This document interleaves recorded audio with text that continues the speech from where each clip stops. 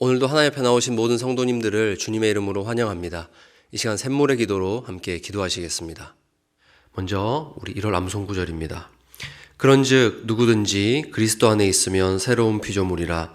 이전 것은 지나갔으니 보라 새 것이 되었도다. 고린도후서 5장 17절 말씀. 아멘. 마음 모아 샘물의 기도를 하나님께 드립니다. 먼저 우리 믿음을 고백합니다. 이를 행하시는 여호와, 그것을 만들며 성취하시는 여호와, 그의 이름을 여호와라 하는 이가 이와 같이 이르시도다. 너는 내게 부르짖으라. 아멘. 만물의 주관자 되신 하나님, 새해도 크고 놀라운 일들을 이루시는 하나님을 찬양합니다. 새해는 기도하는 한 해가 되게 하소서. 기도로 주님과의 친밀함을 누리게 하시고 우리를 위한 선하신 뜻을 깨달아 순종하며 주님과 동행하는 복된 한 해 되게 하소서. 예배와 교회를 위해 기도합니다. 이 예언의 말씀을 읽는 자와 듣는 자와 그 가운데 기록한 것을 지키는 자는 복이 있나니 때가 가까움이라. 아멘. 우리의 경배를 받으시는 하나님, 온 마음과 뜻과 정성을 다해 하나님을 예배하게 하소서. 예배가 삶의 우선순위가 되게 하시며 일상에서 하나님을 기억하는 예배자의 삶을 살게 하소서. 말씀을 사랑하여 날마다 성경을 읽고 마음 다해 말씀을 듣고 말씀을 암송하여 마음에 새겨 말씀에 순종하는 복된 삶을 살게 하소서. 목장과 성도들을 위해 기도합니다. 우리는 그 몸의 지체임이라. 아멘. 교회의 주인이신 하나님, 세상에서 경험할 수 없는 영적 가족, 목장을 주셔서 감사합니다. 목자들의 수고와 섬김을 기억하소서. 모일 때마다 감사의 고백이 넘치며 서로를 위해 뜨겁게 기도하고 사랑으로 섬겨 영혼을 구원하고 사람을 남기는 목장 되게 하옵소서. 몸과 마음의 연약함으로 고통받는 성도들을 치유하시고 성도들의 일터를 축복하시며 성도들의 모든 필요를 넉넉히 채워 주옵소서. 다음 세대와 청년들을 위해 기도합니다. 주의 권능의 날에 주의 백성이 거룩한 옷을 입고 즐거이 헌신하니 새벽 이슬 같은 주의 청년들이 주께 나오는도다. 아멘. 복의 근원이신 하나님, 샘물의 자녀들이 창조주 하나님을 기억하고 경외하는 믿음의 세대가 되게 하소서. 주의 말씀을 따라 거룩한 삶을 살게 하시고 세상을 변화시키는 정결한 그릇으로 쓰임받게 하옵소서. 세상을 이기는 믿음을 주시고 세상을 감당할 지혜와 명철함을 주옵소서. 샘물의 가정마다 샘물 플레싱으로 신앙을 전수하게 하옵소서. 나라와 선교를 위해 기도합니다. 모든 통치와 권세와 능력과 주권과 이 세상뿐 아니라 오는 세상에 일컫는 모든 이름 위에 뛰어나게 하시고. 아멘. 온 세상을 다스리시는 하나님, 불의와 음란과 폭력으로 물든 이 땅을 고치고 치료하소서. 공의가 강물같이 흐르는 나라가 되게 하시고 국내외 어려운 상황과 도전 가운데 이 나라의 갈 길을 인도하소서. 새해도 샘물의 선교사들이 성령의 능력으로 복음의 증인이 되게 하시고 열방을 향한 선교의 사명을 더 힘써 감당하는 샘물이 되게 하옵소서. 새해도 우리 삶을 은혜로 인도하시는 귀하신 예수님의 이름으로 기도합니다. 아멘. 오늘 함께 보실 하나님 말씀은 누가복음 4장 31절에서 41절까지 말씀입니다. 갈릴리의 가버나움 동네에 내려오사 안식일에 가르치시매 그들이 그 가르치시며 놀라니 이는 그 말씀이 권위가 있음이로라. 회당에 더러운 귀신 들린 사람이 있어 크게 소리질러 이르되 아 나사렛 예수여, 우리가 당신과 무슨 상관이 있나이까? 우리를 멸하러 왔나이까? 나는 당신이 누구인 줄 아노니 하나님의 거룩한 자니이다. 예수께서 꾸짖어 이르시되 잠잠하고 그 사람에게서 나오라 하시니 귀신이 그 사람을 무리 중에 넘어뜨리고 나오되 그 사람은 상하지 아니한지라. 다 놀라 서로 말하여 이르되 이 어떠한 말씀인고 권위와 능력으로 더러운 귀신을 명함에 나가는도다 하더라. 이에 예수의 소문이 그 근처 사방에 퍼지니라. 예수께서 일어나 회당에서 나가사 시몬의 집에 들어가시니 시몬의 장모가 중한 열병을 앓고 있는지라. 사람들이 그를 위하여 예수께 구하니 예수께서 가까이 서서 열병을 꾸짖으신데 병이 떠나고 여자가 곧 일어나 그들에게 수종드니라. 해질 무렵에 사람들이 온갖 병자들을 데리고 나오매 예수께서 일일이 그 위에 손을 얹으사 고치시니 여러 사람에게서 귀신들이 나가며 소리질러 이르되 당신은 하나님의 아들이니이다. 예수께서 꾸짖으사 그들이 말함을 허락하지 아니하시니 이는 자기를 그리스도인 줄 알미러라. 아멘. 오늘은 좋은 일이 일어납니다 라는 제목으로 하나님 말씀 전하도록 하겠습니다. 여러분, 오늘 이 새벽 기도를 마치고 돌아가시는 길에 만약 예수님을 만난다면 여러분 어떤 마음이실까요? 정말 기쁘실 것 같습니다. 누군가는 달려가서 안기고 싶을 수도 있고 마음속에 감추어 놓았던 누구에도 말하지 못했던 아픔들을 다 꺼내어 놓고 위로받고 싶은 마음일 것입니다. 비록 우리가 처한 상황과 우리들의 마음은 다 다르지만 주님을 만나면 우리에게는 좋은 일이 일어납니다. 오늘 본문에는 안식일에 더러운 귀신 들린 사람이 예수님을 만난 이야기가 나옵니다. 표면적으로는 사람 대 사람의 어떤 단순한 만남처럼 보이지만 그 사람 안에 있던 귀신은 직감합니다. 자신을 멸할 존재, 하나님의 거룩한 자가 마침내 세상에 왔구나 하는 것을 딱 느낍니다. 이전에는 한 번도 느껴보지 못한 공포가 그 귀신 눈앞에 다가온 것이죠. 여러분, 사탄들도 저 에덴 동산에서 아담과 하와가 쫓겨날 때 하나님께서 하신 그 말씀을 인지하고 있습니다. 사탄의 권세가 다 깨어지는 그날, 하나님의 아들이 뱀의 머리를 밟아 깨트리시는, 상하게 하시는 그날이 온다라는 사실을 알고 있습니다. 그런데 지금 귀신은 그날이 실제로 이르렀다라는 것을 깨닫는 것입니다. 귀신이 말합니다. 나사렛 예수여, 우리가 당신과 무슨 상관이 있나이까? 우리를 멸하러 왔나이까? 이전까지 귀신의 삶이라고 하니까 좀 이상하긴 하지만 이 귀신의 삶에는 문제가 전혀 없었습니다. 얼마든지 이 사람을 마음대로 억압하고 가지고 놀 수 있었습니다. 그런데 예수님이 이 땅에 오심으로 하나님의 나라가 임하게 되었고 귀신은 자신의 나라가, 자신의 권세가 더 이상 예전과 같지 못하다라는 사실을 깨닫는 것입니다. 예수님은 말씀하십니다. 잠잠하고 그 사람에게서 나오라. 억눌린 자를 향해, 귀신에게 지배받는 자를 향해 유일하게 이렇게 선포하실 수 있는 분이 이 땅에 오셨다는 겁니다. 그래서 귀신에게 빼앗긴 인생 앞에 하나님의 나라가 임하여서 그 권세를 물러가게 하시는 역사가 지금 일어났고, 이 사람에게 있어서 가장 좋은 일, 자유를 얻은 것입니다. 자유가 선포되었습니다. 엄밀히 말하면 그는 예수님을 만남으로 귀신에게서 해방되어서 자신의 본래 모습을 찾은 것입니다. 그는 이제 이스라엘의 한 사람으로서 성전에 나아가고 정해진 율법의 규정 안에서 하나님의 복을 받아 누리는, 하나님의 백성으로서의 권리를 누릴 수 있는 사람다운 삶으로 회복되는 것입니다. 이어지는 본문에서도 병을 예수님이 이와 같은 수준으로 다루십니다. 병이란 우리 자신을 앗아가는 것이라고 생각하시는 거죠. 예수님이 시몬의 장모가 중한 열병을 앓고 있는 것을 고치셨는데 그때 주님께서 병을 꾸짖으시는 장면이 나옵니다. 예수께서 가까이 서서 열병을 꾸짖으신데 병이 떠나고, 물론 병은 인격체가 아닙니다. 그렇지만 주님께서는 병도 사람이 본래의 모습을 갖지 못하도록, 본래의 삶을 누리지 못하도록 괴롭게 하는 것, 사람을 억압하는 것 정도로 보시는 것 같습니다. 그래서 주님은 병을 꾸짖으사 사람에게서 떠나게 하시고 자유를 주시는 겁니다.